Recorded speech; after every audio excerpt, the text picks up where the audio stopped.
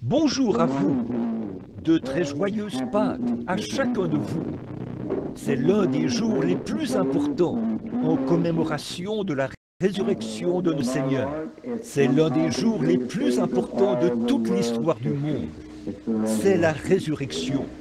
Et nous sommes si heureux d'être ici ce matin, en ce jour très important, et de voir le soleil se lever et les fleurs sortir de la terre. Tout témoigne de Pâques. Et maintenant, courbons la tête un instant. Dieu notre Père, nous entrons dans ta présence et nous nous attendons à ce que tu nous donnes ce matin une petite bénédiction supplémentaire du ciel, une petite touche de Pâques dans nos propres âmes, afin que, quand nous repartirons d'ici, nous puissions dire, comme ceux qui revenaient d'Emmaüs, notre cœur ne brûlait-il pas au-dedans de nous à cause de sa présence? Car nous le demandons en son nom et pour sa gloire. Amen.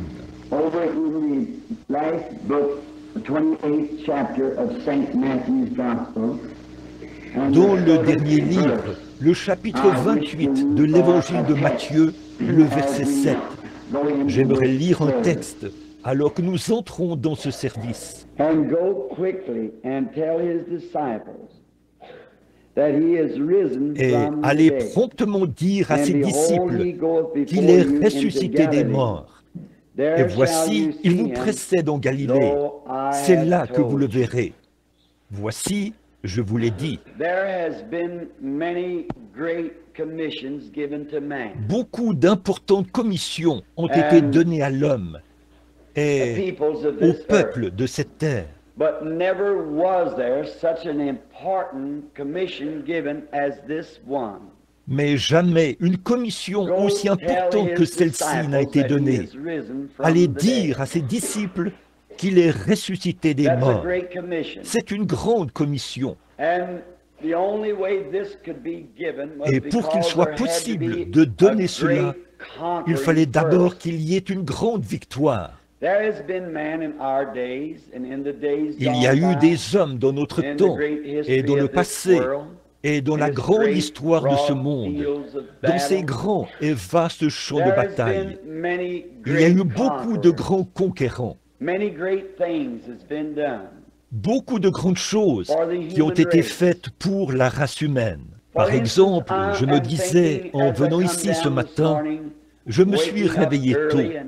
Et je n'ai pas eu l'occasion d'étudier beaucoup.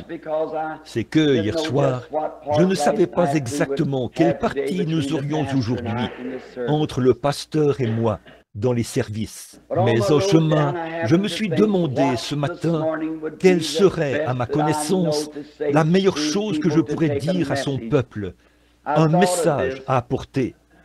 J'ai pensé à ceci. Allez le dire à ses disciples. Or, ses disciples sont ceux qui le suivent. Un disciple, c'est quelqu'un qui suit. Et j'ai pensé à ce sujet, le grand et puissant vainqueur.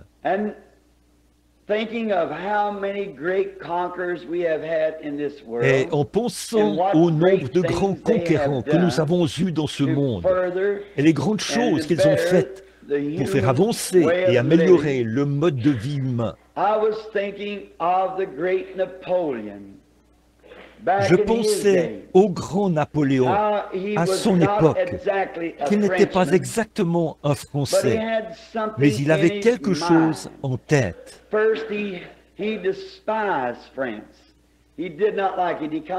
D'abord, il méprisait la France, il ne l'aimait pas, il venait des îles. Mais il avait en tête l'idée qu'un jour, il conquerrait. Et la raison pour laquelle il avait ces choses à l'esprit, c'est qu'il fallait qu'il ait quelque chose sur quoi travailler. Pour chaque homme, avant de pouvoir faire un travail, il faut qu'il y ait un motif, une résolution, quelque chose sur lequel on travaille, une raison pour travailler, quelque chose qui permet d'agir. Et comme nous le savons tous, en prenant l'histoire d'Hitler, ou non pas d'Hitler, mais de Napoléon, il travaillait en fonction de la Lune et du changement des étoiles. He worked Il that way. travaillait comme ça And et il comptait sur ça. because at Parce one qu'une time fois, he did so, c'est ce and qu'il avait he won a fait. victory. Et là, il avait remporté une And he victoire. come over into Et France. il est venu en France. And he become Et il a est great devenu un warrior. grand guerrier. He put many Il a men mis à to mort death beaucoup d'hommes because parce that qu'il they n'était wouldn't pas agree d'accord with him. avec lui. And he Et cleaned il a his nettoyé tout son entire pays, country a of éliminé anything tout ce that qui was s'opposait against à him. lui. He just absolutely Il a wiped it complètement out. tout éliminé parce Because que he pour lui, had to il have fallait it que that ce way. soit ainsi. If he didn't S'il n'avait have it pas that eu les way, choses ainsi, there would il y be aurait toujours something eu against quelque him chose all qui se the serait time. opposé à lui. And his great plan that he had in his mind, Et au grand plan his qu'il avait en own tête, life would be at stake. sa propre So he vie had to allait have être en his jeu. entire Alors kingdom il fallait just que as tout son perfect royaume as he could soit get aussi it. parfait que possible. I'm thinking Je pense now that maintenant you're que vous me following suivez me dans in this, ceci. of Le the grand great vainqueur conqueror that I'm auquel je thinking. pense, Everything tout in dans his son kingdom royaume must be doit for être him. pour lui. It must be Il his faut que le heart, cœur, soul, and l'âme et le body for corps him. soient pour lui. There can be nothing against him. Il ne peut rien y Anything avoir that was contre lui. against him, he'd have Tout to ce qui serait dismiss it. contre lui, He il must faudrait have qu'il l'écarte. absolutely Il faut absolument everything que tout for soit him. pour lui. Et quand And when Napoléon, he il a pris took les up armes, arms, les canons, cannons, les guns, fusils, muskets, les mousquets, swords, les épées, and he went forth et il est with parti this avec one cette thought, seule that he pensée. would conquer Il allait the world. conquérir le monde. And he practically did that at the Et c'est age of pratiquement ce qu'il a 33. fait à l'âge de When he was a 33 young ans. man, he was a Quand il était prohibitionist. jeune homme, il And his était great prohibitionniste. fame Et sa made him grande so renommée l'a rendu si self-styled. prétentieux. And Et it cela got a upon tellement his affecté nerves ses until nerfs he died qu'il est at the mort age à of l'âge de 33, an 33 ans, alcoholic. un alcoolique. His popularity Sa he could popularité, not stand. c'était trop pour lui. And I think of a man who at this, Et je pense à un at the homme qui, à age l'âge de of 33 ans, 33, a conquered conquis the le world monde and et est died an mort alcoholic alcoolique. because of his fame and lost À the cause de very sa renommée. principle that he was Et il a fighting for. perdu le principe même pour lequel il He luttait. was Il était le a genre type, de or not a type, type, ou I would pas un say, type, but je he dirais, was the mais il devil's était instrument. l'instrument du diable. And trying to fight Il a the essayé world de now. conquérir le monde, And he mais il failed a at échoué à 33. 33 ans. But oh, this great, Mais, mighty oh, ce warrior grand that et I'm puissant speaking of, guerrier at dont the je age parle, of 33, à l'âge de conquered 33 ans, everything that was in a earth vaincu and in tout ce qui était sur la terre et en at enfer. the age of À l'âge de 33. 33 ans, A great and un mighty grand et conqueror. puissant vainqueur. Je pense aux grandes batailles qui ont été livrées sur le champ de bataille. Nous savons, pour finir l'histoire de Napoléon, qu'il est arrivé à sa fin à Waterloo. Il n'y a pas longtemps, j'ai eu le privilège de voir les imitations faites des ruines de ses chars, et des cavaliers et des hommes, comment ils étaient étendus là, morts sur le champ de bataille, et les chars empilés, les roues brisées, là, dans les plaines, à l'endroit où on présente cette exposition. Et quel contraste! Observez cet homme à 33 ans et la honte qui est présentée là en commémoration de sa grande bataille et de sa victoire. Aller ensuite à Jérusalem et regarder un tombeau vide, un mémorial du grand et puissant vainqueur. D'une manière ou d'une autre, il y a quelque chose dans le fait de vaincre. Si nous avons quelque chose pour lequel nous nous battons, s'il y a une maladie dans notre corps, et nous luttons entre la mort et la vie, quelle victoire que nous voyons qu'elle est vaincue. Si nous luttons contre une forte dépendance ou contre quelque chose d'important qui nous assaille,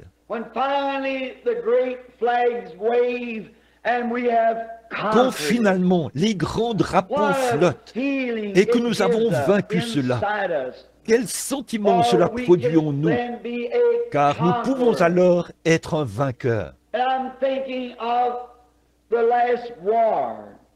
Maintenant, je pense à la dernière guerre et au moment où Hitler s'est emparé de Varsovie. Et les Allemands pensaient que c'était l'une des plus grandes victoires possibles, parce que leur grand capitaine en chef, Adolf Hitler, avait d'emblée tout détruit à Varsovie, démoli les ponts, et le grand pont s'est écroulé. Les journaux ont publié de grandes photos de la chute du pont. Les Allemands ont défilé dans les rues, ils ont battu du tambour, donné des coups de sifflet, et les milliers d'avions sont passés au-dessus de lui, alors qu'il remportait sa première grande victoire, parti comme un Alexandre le Grand ou un Napoléon à la conquête du monde. Mais comment a-t-il fini? Dans la honte, certainement. Je me souviens quand ils ont construit la grande route de Birmanie. Il doit y avoir, s'ils ont traversé la montagne. Il y a peut-être ici ce matin quelques-uns des hommes qui ont traversé cette grande route. Quelle tâche cela a été! Combien il a vraiment fallu travailler et quel grand travail ils ont accompli! Et combien d'argent il en a coûté pour construire cette route de Birmanie? Les millions de dollars. Les hommes qui ont perdu la vie en construisant cela. Mais finalement, au bout d'un certain temps, quand le dernier kilomètre de la route a été construit et quand la route a été achevée, oh, combien les gens ont lancé des cris de victoire. Ils avaient une route par laquelle ils pouvaient traverser les montagnes pour remporter la victoire. Je pense à une autre route qui un jour a coûté la vie à notre Seigneur béni. Ce n'était pas seulement une route sur la terre, mais c'était une grande route appelée la grande route de la sainteté, où l'impur ne pourra pas passer. Seulement ceux qui sont marqués, seuls ceux qui sont du même côté que lui, passeront sur cette grande route. De grandes victoires ont été remportées. Beaucoup d'entre nous aujourd'hui se souviennent bien de la Première Guerre mondiale. Je me souviens, quand je n'étais qu'un petit garçon, j'entendais les sifflets retentir, et même les fermiers dans les champs ont arrêté leurs chevaux et ont agité leurs chapeaux. Ils ont crié, ils ont hurlé. Qu'est-ce qui s'était passé? La guerre était terminée. La victoire avait été remportée. Le grand système économique pour lequel nous nous battions, nous avions finalement remporté la victoire. Je pense à cette dernière guerre mondiale. J'habitais juste de l'autre côté de la rue. Et quand les sifflets ont commencé à retentir, les gens se sont précipités dans leur cour. Les femmes, portant leurs tabliers, les ont enlevés et les faisaient tournoyer dans les airs. Les balles volaient à travers les arbres. Des coups de sifflet ont retenti. Les voitures roulaient à toute allure dans les rues. Les gens tombaient à genoux et levaient les mains.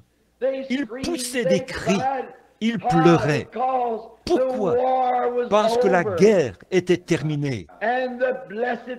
Et les bien-aimés, les chers garçons qui étaient de l'autre côté de la mer, allaient bientôt revenir en bateau à la maison vers eux.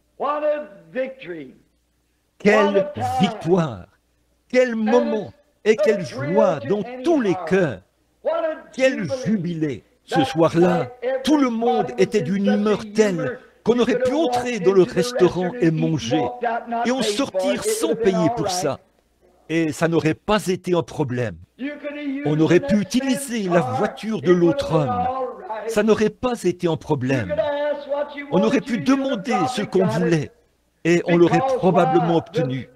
Pourquoi? La victoire était remportée. Les garçons rentraient à la maison. C'était fini. Et mon frère, je me dis que c'est dommage que ce genre de sentiment ne puisse pas durer toujours. Mais pour le chrétien, ce matin, la victoire est remportée. Les cloches de joie retentissent. La guerre est terminée entre Dieu et l'homme. La victoire a été remportée. Avant qu'une victoire puisse être remportée, de grands prix doivent être payés. Oh, quel prix payé! Et parfois, c'est très profond. Ça laisse de grandes cicatrices déchirantes. Mais pour avoir la montagne, il faut que nous ayons la vallée. Avant que nous puissions avoir le soleil, il faut que nous recevions la pluie. Avant de pouvoir avoir la lumière, il faut que nous ayons la nuit. Avant que nous puissions avoir le bien, il fallait qu'il y ait le mal. Sinon, on n'aurait jamais su ce qu'était le mal. Mais pour vaincre et gagner la plus grande bataille qui ait jamais été gagnée, quelqu'un est sorti de la gloire il y a de nombreuses années. Et il n'a pas pris sur lui la forme d'un ange. Il n'est pas venu en tant que grand personnage. Mais il allait prouver qu'on n'a pas besoin de mousquets et de balles, ni de bombes atomiques pour gagner une guerre. Il s'est revêtu d'humilité comme un petit bébé. Et il est né dans une crèche. Il n'y avait même pas de lieu pour sa naissance quand il est venu. Je veux que vous observiez le matériel de guerre qu'il a utilisé. Or, toute la race d'Adam était dans la servitude. Ils étaient là, sans espérance, sans Dieu, sans la moindre chance, sans miséricorde, sans rien qui puisse les aider. Les grands ennemis des régions inférieures, des perdus, les avaient enfermés dans les ténèbres. Il n'y avait pas moyen d'en sortir. Personne ne pouvait les aider. On ne pouvait rien faire. Tout semblait être perdu, complètement.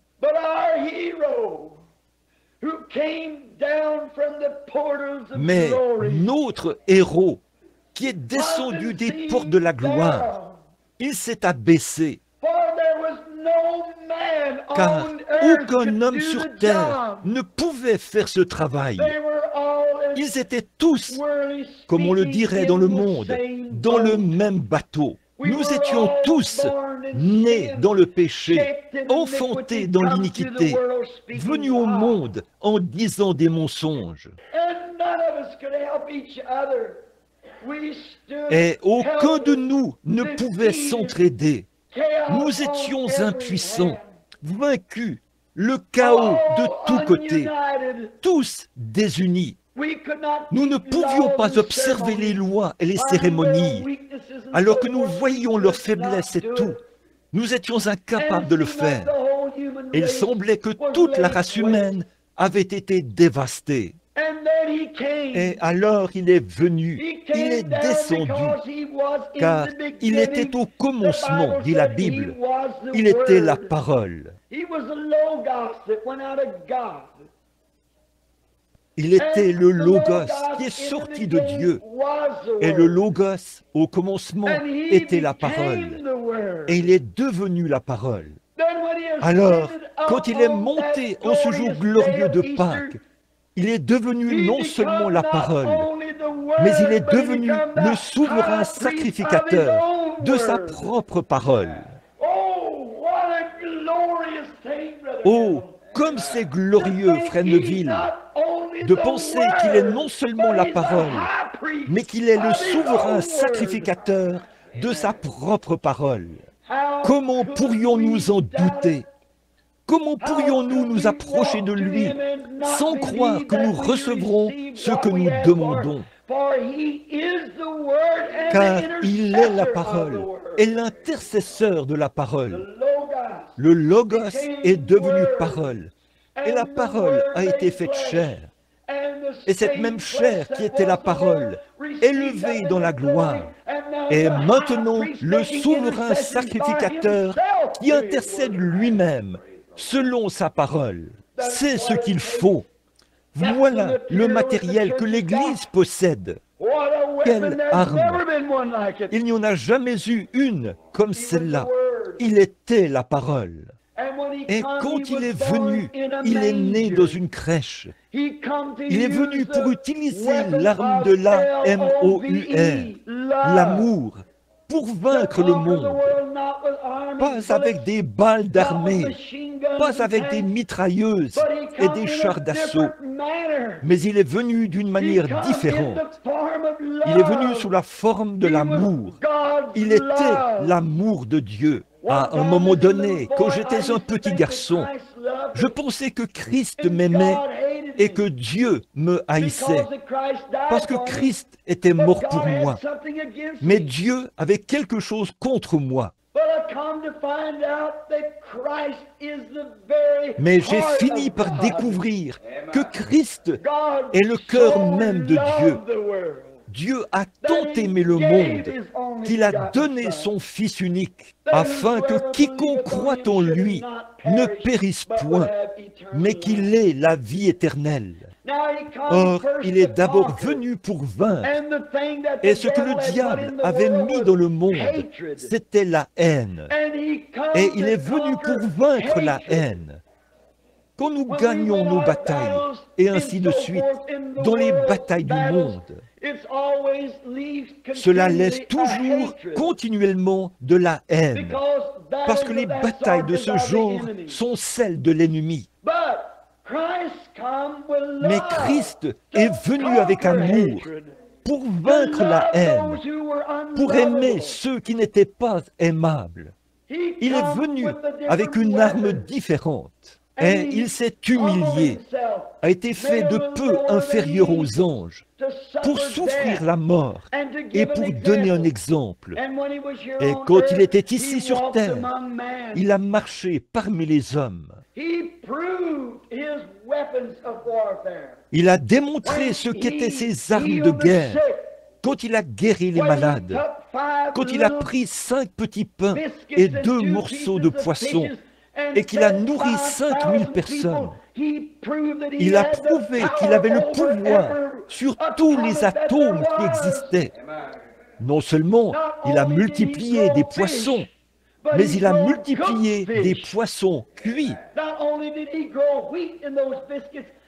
Non seulement il a produit du blé dans ses petits pains, mais il a produit du blé cuit dans ses petits pains. Cela montrait qu'il était ce grand et puissant vainqueur.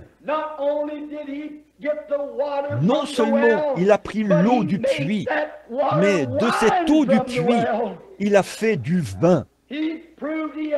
Il a prouvé qu'il avait la puissance de vaincre.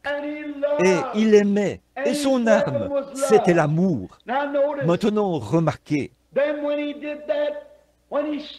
Alors, quand il a fait ça, quand il s'est tenu un jour près du sépulcre de Lazare, et là se trouvait un homme mort, enseveli depuis 4 jours. Même ceux qui étaient là ont dit, ils sont déjà. Son nez s'était affaissé, les vers de sa peau le rongeaient. Et Jésus s'est tenu là, en tant que puissant vainqueur, quand il a dit à Marthe et à Marie, quand il s'est tenu là, ne vous ai-je pas dit, si seulement vous croyez, vous verrez la gloire de Dieu? Il venait de dire, quand elles ont dit, notre frère est mort, et ainsi de suite, il a dit, je suis la résurrection et la vie. Celui qui croit en moi vivra, quand même il serait mort. Et quiconque vit et croit en moi ne mourra jamais.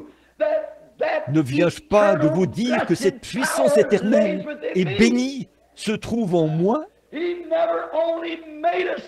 Il n'a pas seulement fait une déclaration, il était capable d'accomplir tout ce qu'il disait, car il était le puissant vainqueur. Demeurant en lui, restant là, voilé dans une chair humaine, comme un homme. Mais là, à l'intérieur, demeurait nul autre que le Dieu Tout-Puissant, celui qui est grand et puissant. Il pouvait recréer, il pouvait créer de nouvelles choses, il pouvait parler, et ce qu'il demandait allait être accordé à l'instant même. Mais il s'est humilié, il est resté humble, il voulait donner un exemple, il voulait être le vainqueur qu'il fallait, et il l'était. En effet, il a prouvé qu'il l'était. Comme je l'ai souvent dit dans mes réunions, peut-être que cela pourrait rendre témoignage ce matin à ce groupe de gens en ce beau matin de Pâques. Une dame, elle fait partie d'une certaine église qui ne croit pas au fait d'accepter le sang du Seigneur Jésus. Sans effusion de sang, il n'y a pas de rémission des péchés. Elle m'a dit que cet homme n'était qu'un prophète, un homme merveilleux, et que je faisais de lui une divinité. J'ai dit, il était la divinité, il était Dieu. Elle a dit, vous essayez de le rendre trop important. J'ai dit, aucun mot ne pourrait exprimer sa grandeur. La langue humaine n'a jamais trouvé la façon de l'exprimer. Je parlais avec un homme l'autre jour, un diplomate de Washington, D.C., et il a dit, en racontant un petit témoignage, lors d'un petit déjeuner où nous étions ensemble, il a dit, « Frère Branham, j'ai été luthérien toute ma vie, mais, a-t-il dit, l'autre jour, alors que j'assistais à un réveil à l'ancienne mode, a-t-il dit, je me suis agenouillé à l'autel et je voulais avoir une expérience avec Dieu. » Il a dit, et pendant que j'étais là, à genoux, c'est un diplomate de Washington qui a même servi sous le président Coolidge. Et quand il a levé les yeux, a-t-il dit, j'ai eu une vision de Jésus. Il a dit, je peux parler 9 langues avec facilité. Il a dit, mais de toutes ces 9 langues, je n'ai pu trouver aucun mot. Il a dit, alors j'ai simplement levé la main et il m'en a donné une nouvelle avec laquelle parler. Il a dit, je viens de voir la gloire de son visage. Cette dame m'a dit, elle a dit, frère Branham, Jésus n'était rien d'autre qu'un homme, juste un prophète. J'ai dit, il était Dieu. Ma sœur, elle a dit, vous faites de lui une divinité, mais il ne l'est pas. Alors elle a dit, en route vers le sépulcre de Lazare, la Bible dit, il pleura. Certainement, il était le cœur même de Dieu. Il a souffert comme nous souffrons. Il était chair comme nous sommes chair. Il avait dans son corps les mêmes désirs et les mêmes choses que nous avons. Pourtant, pour devenir un sacrifice parfait, il fallait qu'il vive toutes ces choses. Il l'a fait. Mais j'ai dit, elle a dit, il a pleuré en se rendant au sépulcre de Lazare. J'ai dit, mais, oh madame, c'est vrai, il était un homme quand il pleurait. Mais quand il s'est tenu là, près de ce sépulcre, où reposaient les morts silencieux, où un corps pourri gisait, recouvert d'une serviette, quand il a dit « ôtez la pierre », il a redressé son petit corps et il a dit « Lazare, sors ». Et un homme qui était mort depuis 4 jours s'est levé sur ses pieds. Qu'est-ce que c'était? La corruption a reconnu son Créateur. L'âme a reconnu son Maître. Et ce grand et puissant vainqueur a prouvé là qu'il a la puissance sur la mort, le séjour des morts et la tombe. Ça réjouit notre cœur, certainement. Vous parlez de frapper sur des chaudrons et de faire sonner des klaxons. Le monde devrait célébrer un jubilé ce matin, comme il ne l'a jamais fait auparavant. Des cris et des acclamations de son peuple. Parce que c'est le jour où on commémore le moment où il a vaincu le dernier ennemi et qu'il nous a libérés, nous, captifs. Oui, il était un homme, c'est vrai. Il a prouvé qu'il était un homme. Et il a prouvé qu'il était Dieu. Un soir, alors que la grande mer déchaînée, qui a pris des milliers de vies, peut-être que certains d'entre vous, les mères ici ce matin, vos garçons sont morts sur la mer déchaînée, tout là-bas. Ils ont peut-être sombré sous les flots des vastes champs de bataille de ce monde. Certains de vos bien-aimés reposent là-bas, peut-être au fond de la mer. Mais un soir, alors qu'ils se trouvaient dans un petit bateau et que les vagues bondissaient sur la mer comme un bouchon de liège, il s'est levé et a posé son pied sur le bastingage du bateau. Il a levé les yeux vers le ciel et a dit « Silence !» Et aux vagues, il a dit « Tais-toi !» Et cette mer puissante est devenue lisse, si bien qu'il n'y a plus une ride sur l'eau. Certainement, il l'était. Il est vrai qu'il avait faim comme un homme. Quand il est descendu de la montagne et qu'il avait faim, il cherchait quelque chose à manger sur un arbre. Il était un homme. Mais quand il a pris ses 5 petits pains et quelques poissons, et qu'il a nourri 5000 personnes, il était plus qu'un homme. Quand il est mort, il y a 1900 ans, avant-hier, pendu à une croix, implorant la miséricorde à grands cris.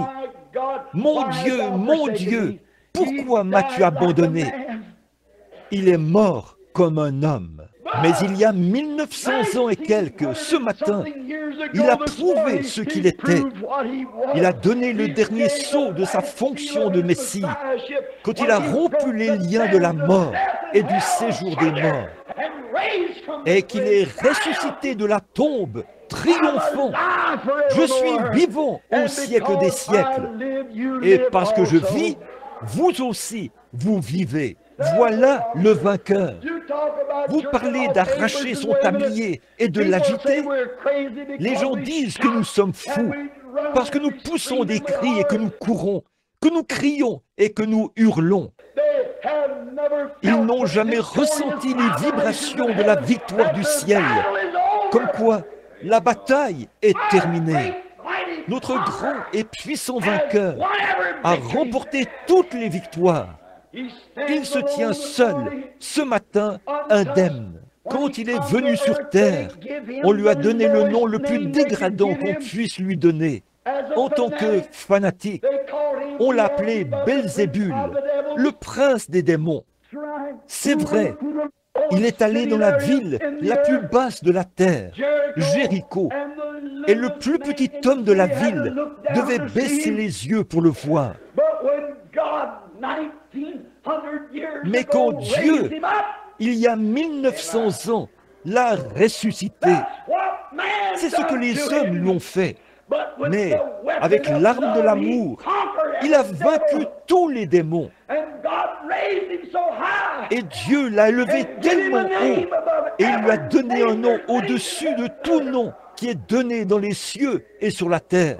Chaque nom dans le ciel s'incline devant le nom de Jésus. Chaque ange, chaque monarque, tout s'incline devant le nom de Jésus. Toute langue le confessera. Tout genou fléchira devant lui. Et il est monté tellement haut qu'il doit même baisser les yeux pour voir les cieux. Voilà le puissant vainqueur. C'est lui qui l'a fait. Quand il a quitté la terre, comme nous l'avons vu hier soir, il avait les clés de la mort et du séjour des morts accrochées à sa ceinture. Amen. Ne crains point. Je suis celui qui était mort et je suis de nouveau vivant au siècle des siècles. est une conjonction. J'ai les clés de la mort et du séjour des morts, accrochées juste ici. Vous parlez d'un vainqueur. Et parce que j'ai vaincu, j'ai simplement fait une route pour que vous puissiez y voyager. L'homme a été rejeté du ciel. Les routes étaient fermées. Il n'y avait pas de route. Mais là où il n'y avait pas de route, il est venu en faire une. Oh là là! La première couche, c'était les démons du doute. La suivante, c'était les préjugés. La suivante, c'était l'égoïsme. Cette terre était couverte de couches de puissance démoniaque. Puis la maladie, les infirmités. Mais quand il a commencé à monter au ciel, hier soir, nous l'avons vu sortir de l'enfer avec les clés de la mort et du séjour des morts à sa ceinture. Ce matin, nous l'emmenons là-haut. Alléluia! Quand il est ressuscité, il était triomphant. Et en montant, il a brisé tous les pouvoirs du diable qui s'emparent des hommes. Il est monté en haut et a fait des dons aux hommes, les dons du Saint-Esprit. Le puissant vainqueur, il se tient seul ce matin. Et entre lui et chaque croyant, il y a la grande route bénie de la sainteté sur laquelle marcheront les justes. Il n'y a pas moyen de contourner cela. Il n'y a qu'une seule voie qui a été tracée à partir de la gloire. Il a laissé des empreintes de pas ensanglantés alors qu'il marchait dans les corridors des puissances démoniaques. Et il a tracé une route pour nous d'un bout à l'autre. Il est assis dans les lieux très hauts ce matin en tant que puissant vainqueur. Son peuple est en train de célébrer un jubilé. Ils sont des dizaines de milliers partout dans le monde à crier victoire. J'ai observé les gens qui adhèrent à cette vieille église formaliste et froide.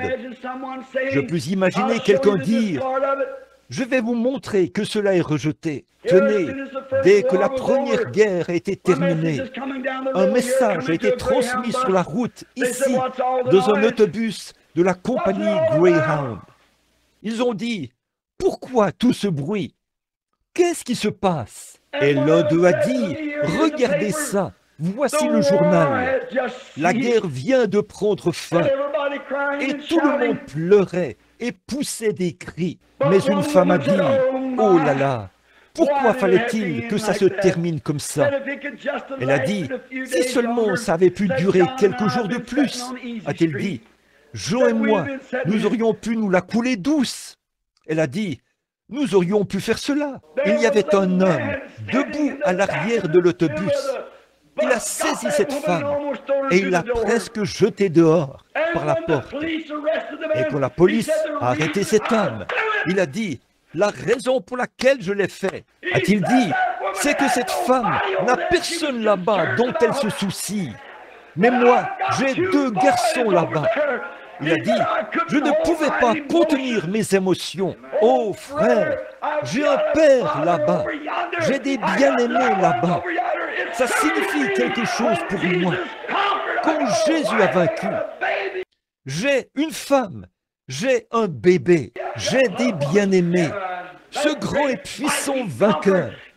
Vous pouvez m'appeler un exalté ou un fanatique religieux ou ce que vous voudrez.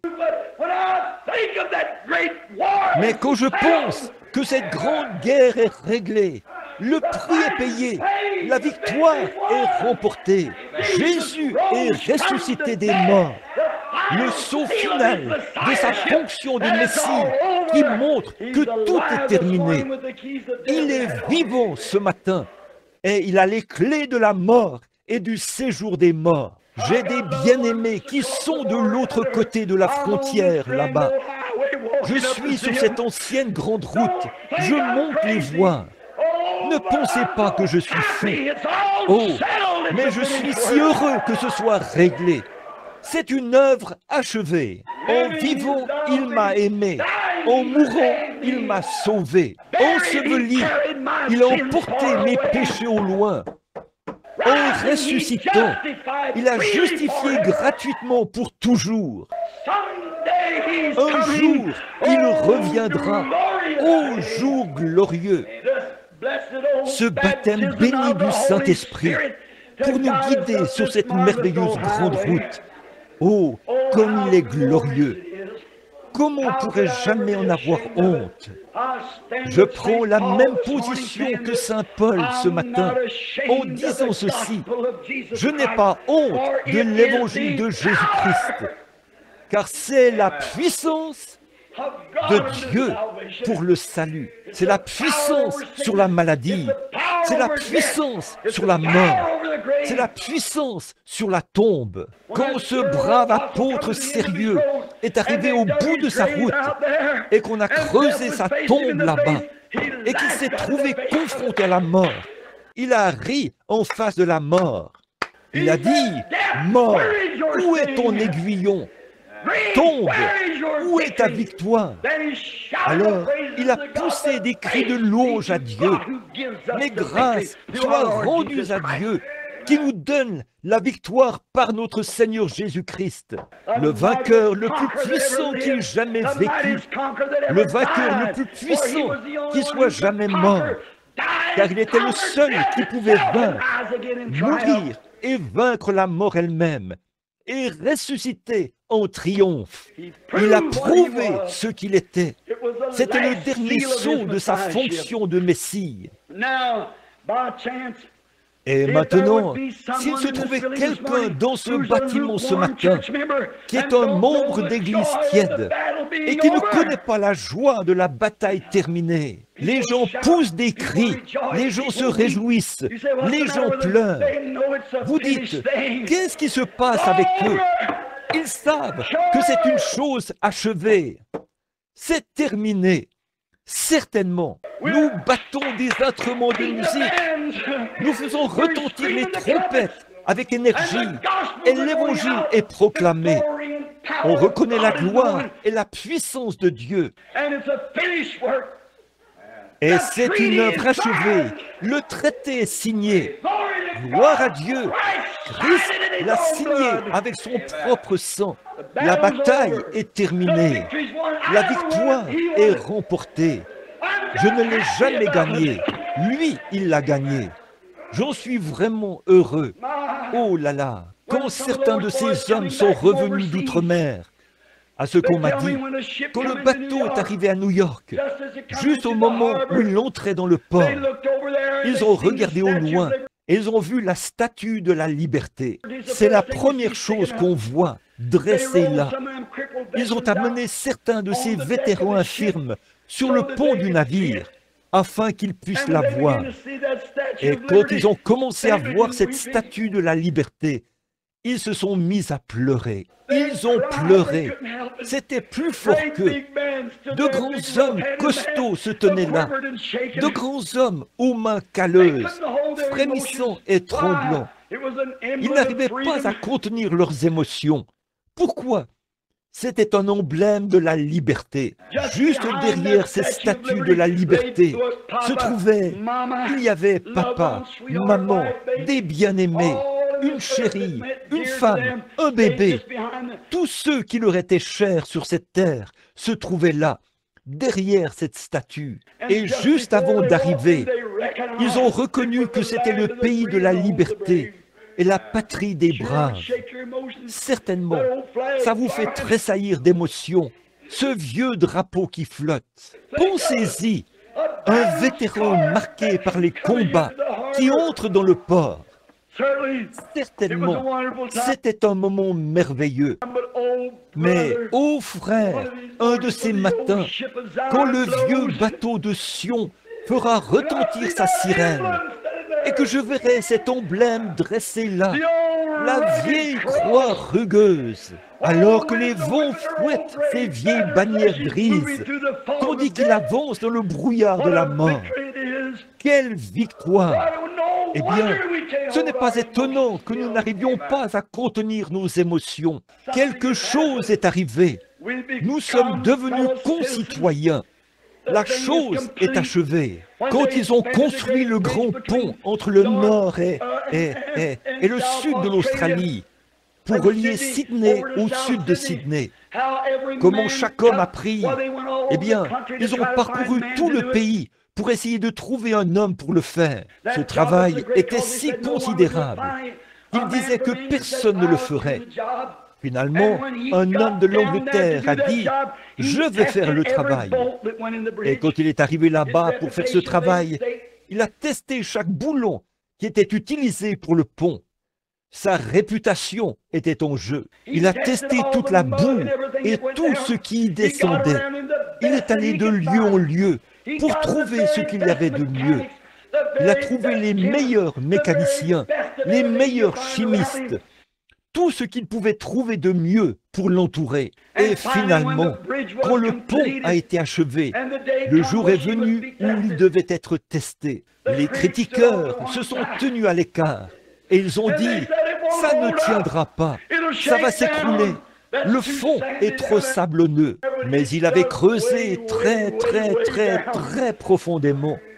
Il avait confiance. Il savait que tout avait été testé. Et il a dit, je franchirai moi-même le pont le premier. Et alors qu'il traversait le pont devant le maire, qui était derrière, comme ça, et les grands trains, à peu près 6 de front, qui traversaient et secouaient ce pont. Le grand homme qui l'a conçu a marché devant ce cortège, comme ceci. S'il tombe, je tombe avec lui.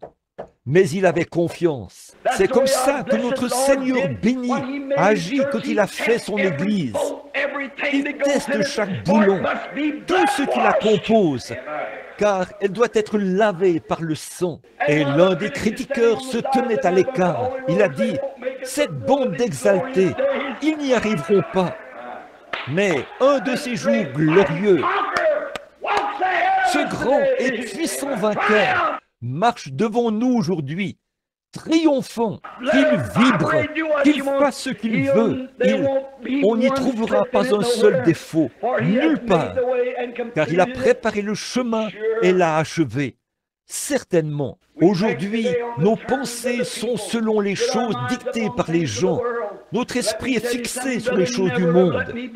Mais permettez-moi de vous dire quelque chose, frère, que je n'ai jamais honte de l'Évangile. Oh frère, je suis simplement quelqu'un à l'ancienne mode, né de nouveau, né du Saint-Esprit, de l'Esprit de Dieu. Je suis né comme ça. C'est tout ce que je suis et tout ce que je veux être. Une fois, il n'y a pas longtemps, il y avait une jeune fille qui était partie à l'université. Et c'était une charmante petite fille. Et quand elle est rentrée chez elle, elle a apporté quelques-unes de ses opinions venant de l'université. Et peut-être que ce matin, certains d'entre vous avaient quelques-unes de vos opinions venant de l'extérieur. Peut-être que vous avez apporté à l'Église beaucoup de vos opinions. Eh bien, débarrassez-vous-en. C'est la meilleure chose à faire. Alors cette jeune fille, quand le train s'est arrêté à la gare, elle avait amené une jeune fille avec elle, une de ces espèces de petites dégourdies, vous savez, du genre Elvis Presley. Et quand elle se tenait là, vous savez, à la station de train, sa mère était à l'extérieur. Une vieille femme qui se tenait là, le visage couvert de cicatrices, des petites épaules tombantes, portant une petite robe de calicot, un petit châle sur les épaules. Et cette petite dégourdie qui était avec elle, l'autre fille, a baissé les yeux et a dit, « Eh bien, qui est cette misérable et affreuse vieille loque ?» Eh bien, vous savez, ça a tellement mis la jeune fille dans l'embarras qu'elle a dit « Je ne sais pas ». Parce qu'elle était tellement guindée et elle avait tellement d'idées mondaines en tête. Et c'était là sa propre mère. Quand elle est descendue du train, la vieille petite maman a couru pour l'entourer de ses bras. Elle a dit « Oh chérie, que Dieu bénisse ton petit cœur ». Et elle lui a tourné le dos et a commencé à s'éloigner, comme si elle ne la connaissait pas.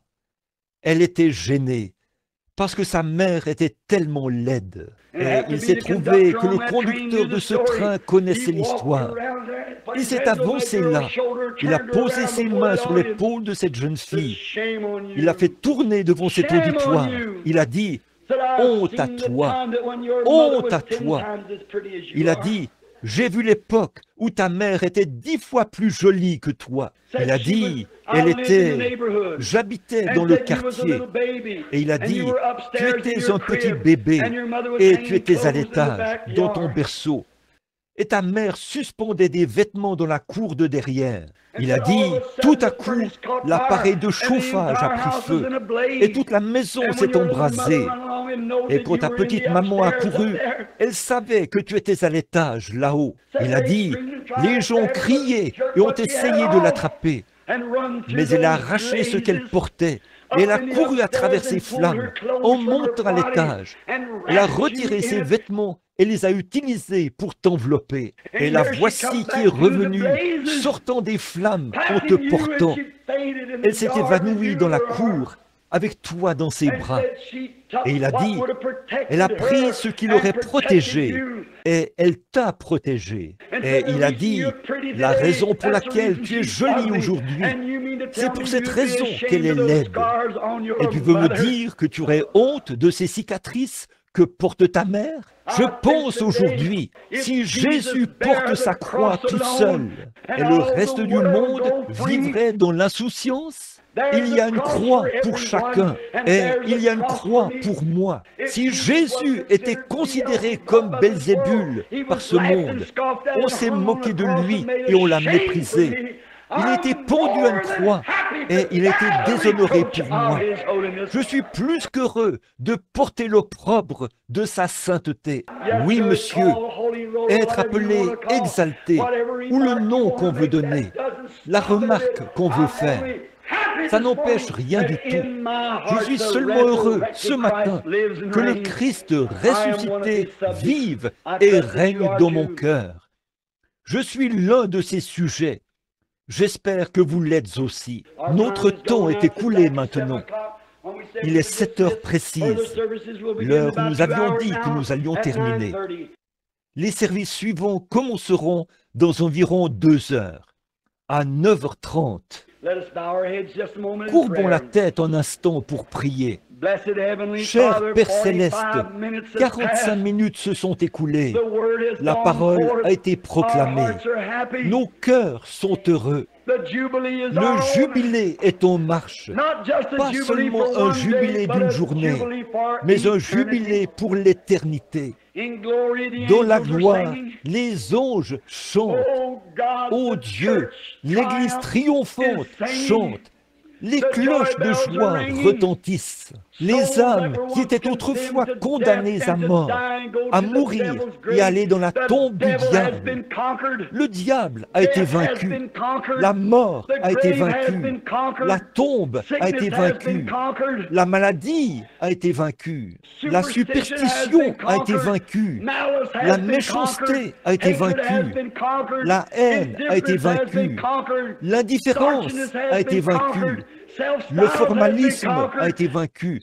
L'orgueil a été vaincu. Tout est vaincu. Christ est le grand vainqueur. Regardez, voici le puissant vainqueur, a dit le poète. Regardez, le voici à la vue de tous, car il est le puissant vainqueur. Depuis qu'il a déchiré le voile en deux, il a déchiré ce voile qui cachait l'homme. Il ne pouvait pas voir Dieu. Et maintenant, Dieu habite parmi les hommes. Il a déchiré ce voile qui empêchait d'avoir la guérison de Dieu.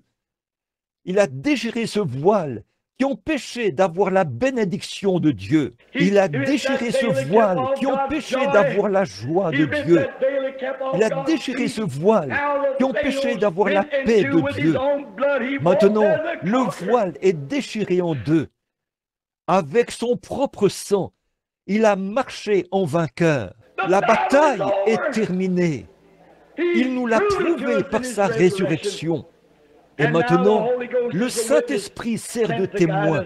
envoyé pour nous guider. Ô Dieu éternel, s'il y a quelqu'un ici ce matin qui a traînassé sur la grande route, venons et repartons, tombons au bord de la route, n'ayant jamais été capables de marcher directement au milieu, avec les grands héros qui ont marché au milieu de la grande route.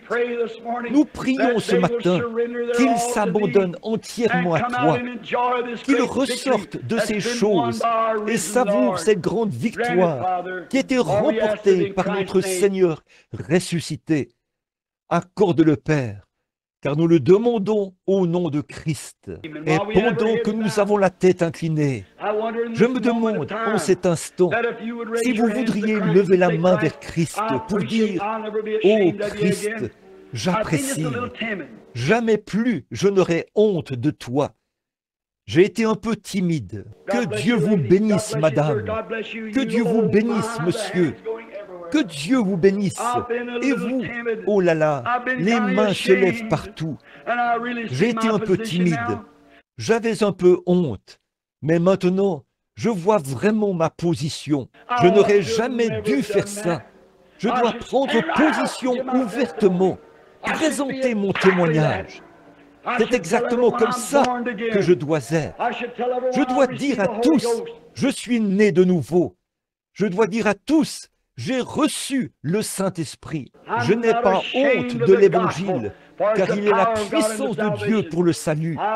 Je veux être un vrai chrétien courageux.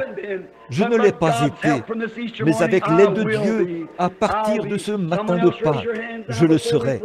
J'en serai un. Quelqu'un d'autre voudrait lever la main maintenant, avant que nous prions? Que Dieu vous bénisse. Et vous, oh, regardez les décisions qui sont prises. Au moins 25 ou 30 personnes assises au milieu de ce petit groupe de gens ce matin ont pris une décision. À partir de ce grand matin de triomphe, ils vont, par la grâce de Dieu, être différents et ils n'auront pas honte de l'Évangile, car il est la puissance de Dieu pour le salut.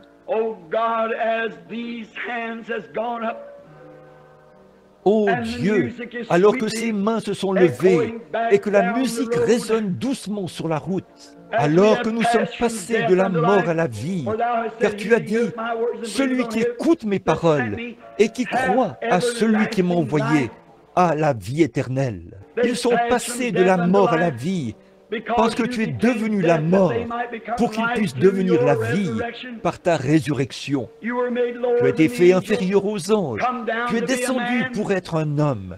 Tu es sorti de cette grande théophanie dans l'au-delà. Tu as été fait chair, et tu avais du sang, et tu as versé ce sang, afin que tu puisses fournir un moyen d'échapper pour chacun de nous.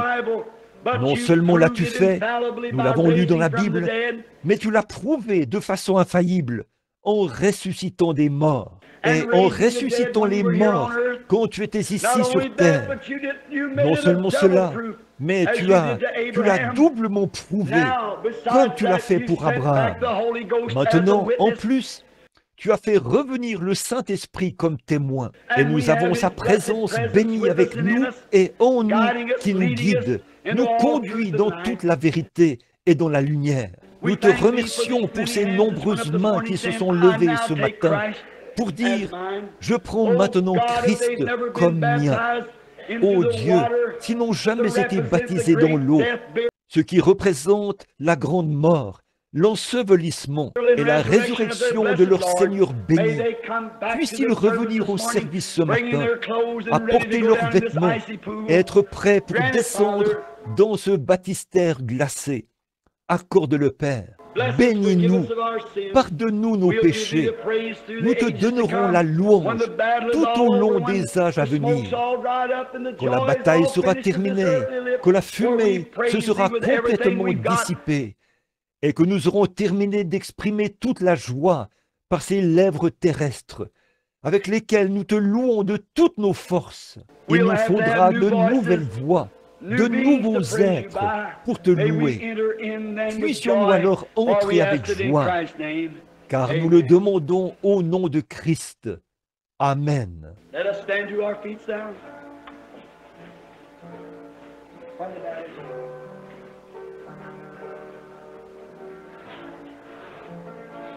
Levons-nous maintenant. N'oubliez pas les réunions à Don't 9h30. forget the services. Rentrez chez vous, 9:30, prenez votre go home, petit have your déjeuner, breakfast, come back. revenez. We expect Nous to be comptons with you être now. avec vous And then là. tonight, remember, I've Et got to ensuite ce get away soir, this afternoon, n'oubliez pas, studying and je dois me praying. retirer cet après-midi pour étudier et prier. For I say unto you that Christ Car is je vous déclare que alive. Christ est vivant. He is not Il n'est dead. pas mort. Et And je I crois believe de with tout all mon my cœur heart he will qu'il be sera right ici in même dans ce this bâtiment building ce soir tonight to pour show that montrer he's qu'il est alive to do vivant, the same thing pour faire les that he mêmes did on choses that qu'il avait first faites Easter morning le after his premier last matin de journey. Pâques et tout au long de son voyage dans cette vie. If Si that ce isn't n'est pas so, le then cas, I've been a false alors prophet. j'ai été un faux prophète. I'm so glad Je to know suis si that heureux this de great savoir dark hour qu'en that cette we're now grande living, heure sombre when où all nous hope vivons seems maintenant, gone, alors que tout espoir semble perdu, Christ Christ est le roc we où nous can stand. pouvons nous tenir. All other Tout le grounds reste the same est stand. sable mouvant. All right. Très bien. Notre petit cantique que nous avons l'habitude de chanter en nous séparant. Revêt-toi du nom de Jésus. Tous ensemble maintenant. Take the name of Jesus.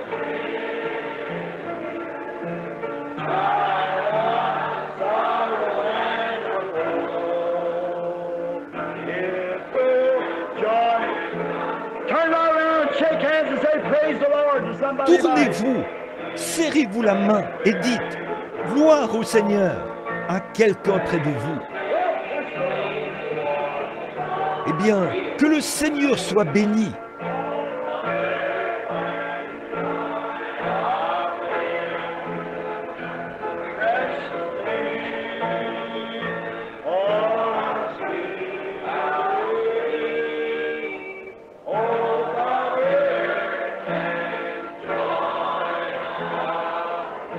Maintenant, que tout le monde regarde par ici, louons-le simplement.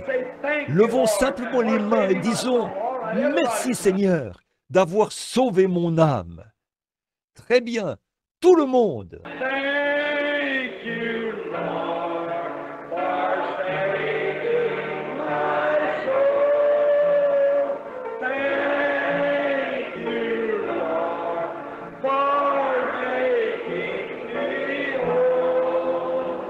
Thank you, Lord, for giving to me your great salvation, so full and free. What a Quelle blessed bénédiction! thing. Do you love him? Say L'aimez-vous? amen. Dites Amen. Oh, that Oh, everything's le- completed now, Tout est children. accompli maintenant, mes enfants. Everything's over. Tout est terminé. There's no Il more n'y a battle. plus de bataille. There's no more Il n'y a warfare. plus de guerre. Nothing you got Vous to n'avez do. plus rien à It's faire. already done. C'est déjà fait. We just Nous nous rejoice. réjouissons tout simplement. Oh là We là, are complete nous sommes in accomplis en lui. Him. Living safe and secure from harm.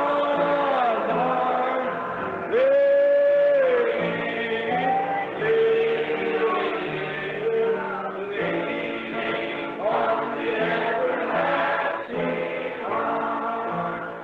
Oh, how sweet you are in this pilgrimage. On the everlasting arm. Oh, how bright the path grows from day to day. Leaning on the everlasting arm.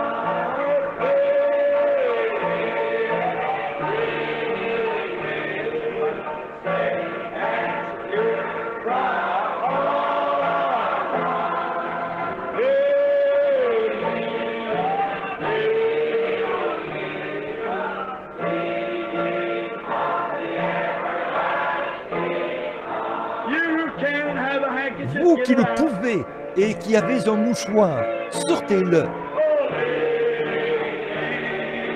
Safe and secure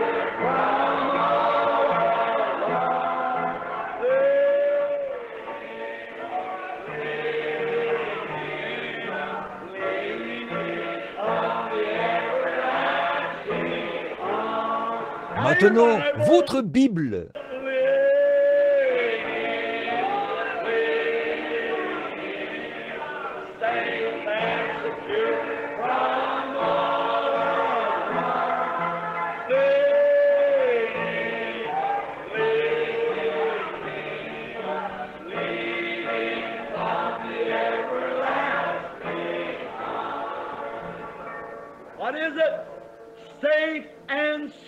Qu'est-ce que c'est? Bien à l'abri. Tout est terminé. Tout est achevé. La bataille est terminée. Le dernier sceau est brisé.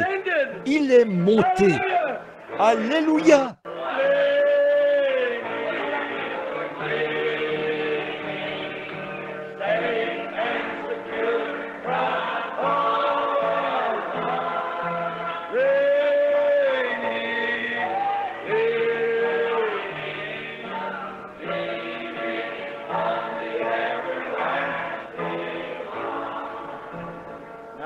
Maintenant, courbons la tête vers la poussière d'où Dieu nous a tirés, et qu'un jour, nous monterons de la poussière de la terre, car notre Seigneur, tiré de la poussière, est allé dans la poussière pour nous donner son esprit immortel. Il est monté de la poussière, et tous ceux qui sont en lui monteront un jour avec lui dans les régions des bénis. Alors que nous avons la tête inclinée, je vois que Frère Smith est au milieu de nous ce matin, le pasteur de l'Église de Dieu. Il m'a appelé hier soir. Frère Smith, pourriez-vous simplement avancer? Je me demande maintenant si Frère Smith veut bien terminer la réunion par un mot de prière. Alors que vous vous dépêchez de rentrer chez vous et que vous prenez votre petit déjeuner, revenez pour le service de l'école du dimanche et le service de baptême qui commenceront exactement à 9h30. Shall we bow our heads while Brother Smith dismisses us in prayer?